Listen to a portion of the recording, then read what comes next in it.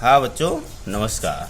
आज हम आपको अध्याय 2 गॉस की प्रमेय में गॉस के अनुप्रयोग में एक अगला क्वेश्चन बता रहे हैं। ठीक है, एक समान आवेशित गोलीय कोश के कारण वैद्युत क्षेत्र की तीव्रता के लिए व्यंजक ज्ञात करो। ठीक है, तो इसका चित्र समझो। माना कि कैपिटल आर त्रिज्या का एक विलगित गोलीय कोश है जिस पर प्लस क्यू आवेश एक समान रूप से फैला हुआ है। ठीक है, कितना आवेश फैला हुआ है? प्लस क्यू आवेश। ठीक है, इस कोश के बाहर किसी बिंदु पर, कोश के पृष्ठ पर और कोश के भीतर किसी बिंदु पर हमें वैद्युत क्षेत्र की तीव्रता ज्ञात करनी है। यही चीज हमने यहाँ लिख दिया है। अब नंबर 1 हम निकाल रहे हैं गोलीय कोश के बाहर। ठीक है, इधर चित्र समझो, जो थ्योरी लिखी है वो समझा रहे थे। माना कि आवेशित कोश के केंद्र O से स्मॉल r दूरी पर एक बिंदु P है जिस पर मैं क्या ज्ञात करनी है? वैद्युत क्षेत्र की तीव्रता। इस बिंदु P पर तीव्रता ज्ञात करने के लिए स्मॉल r त्रिज्या का एक गॉसियन पृष्ठ की कल्पना करते हैं। इस पृष्ठ पर बिंदु P के चारों ओर एक छोटा सा क्षेत्रफल dA मान लेते हैं।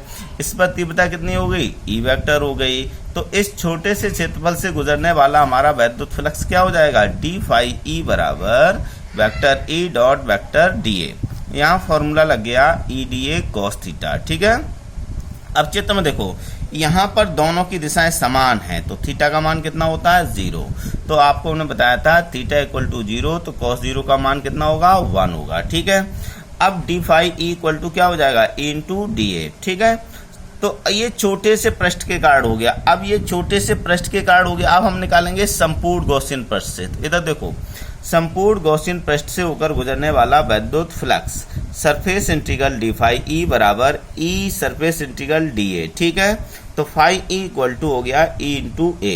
गोले का क्षेत्रफल क्या होता है? 4 पाई r स्क्वायर। क्या होता है? 4 पाई स्मॉल r स्क्वायर। ठीक, समीकरण नंबर 1।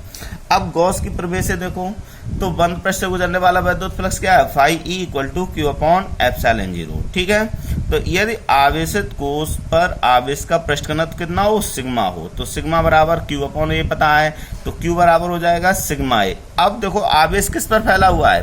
कैपिटल R त्रिज्या वाले गोले पर। तो यहाँ A बराबर क्या लिखेंगे? 4 पाई r स्क्वायर। क्या लिखेंगे यहाँ पर? A बराबर 4 पाई r स्क्वायर। तो ये वैल्यू उठा के इसमें रख दी हमने, ऊपर रख दी यहाँ पर। तो आपका फाई E बराबर सिग्मा इंटू 4 पाई r स्क्वायर बटे एप्सिलॉन 0। समीकरण नंबर क्या हो गया? 2। इसकी LHS समीकरण 1 की और समीकरण 2 की बराबर हो गई, तो इसकी RHS भी बराबर हो जाएगी समीकरण 1 व 2 से। तो ये RHS बराबर हो गई, 4 पाई से 4 पाई कैंसिल हो गया, r स्क्वायर का भाग दे दिया, तो E बराबर सिग्मा बटे एप्सिलॉन 0 कैपिटल R स्क्वायर बटे स्मॉल r स्क्वायर। इसका मात्रक क्या हो गया? न्यूटन प्रति कूलम। ठीक है, ये कोश के बाहर निकल आई व्यंजक। ठीक है, तीव्रता का व्यंजक आ गया। अब गोलीय कोश के पृष्ठ पर, इधर देखो चित्र में, ये गोलीय कोश के अब यहाँ पर हम बिंदु मान ले रहे हैं। जब ये बिंदु P यहाँ से हटकर यहाँ आ जाएगा तो स्मॉल r किसके बराबर हो जाएगा? Capital R। अब देखो इधर बिंदु P आवेशित गोलीय कोश के पृष्ठ पर स्थित हो तो स्मॉल r किसके बराबर होगा? कैपिटल R के। समीकरण 3 में स्मॉल r की जगह हमने क्या रख दिया? कैपिटल R रख दिया।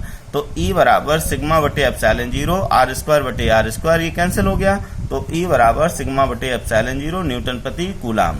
ये पृष्ठ पर तीव्रता का व्यंजक निकला है। अब देखो इधर चित्र में, अब तीसरा पॉइंट होगा इसके भीतर, इस बिंदु पर। ठीक है, तो जब हम बिंदु P पर आवेशित गोलीय कोश के भीतर स्थित हो तो बिंदु P से गुजरने वाले गॉसियन पृष्ठ की कल्पना करते हैं। इधर देखो चित्र में, ये कल्पना हमने कर ली। अब चूंकि आवेश बाहर फैला हुआ है, इसके भीतर कोई आवेश नहीं होगा, 0 आवेश होगा। जब आवेश 0 होगा तो वैद्युत फ्लक्स भी कितना हो गया? 0 हो गया गॉस की प्रमेय से। ठीक है, तो यही चीज हमने यहाँ लिख दिया। बिंदु P से गुजरने वाले गॉसियन पृष्ठ से गुजरने वाला वैद्युत फ्लक्स कितना होगा? 0 होगा। तो फाई E इक्वल टू कितना हो गया? 0। फाई E की वैल्यू होती है E इंटू A बराबर 0, E इक्वल टू 0 हो गया। तो यहाँ लिख दिया गोलीय कोश के भीतर किसी बिंदु पर तीव्रता 0 होगी। अब इसके आगे हम आपको नेक्स्ट वीडियो में इसके न्यूमेरिकल्स बताते हैं। ठीक है, धन्यवाद।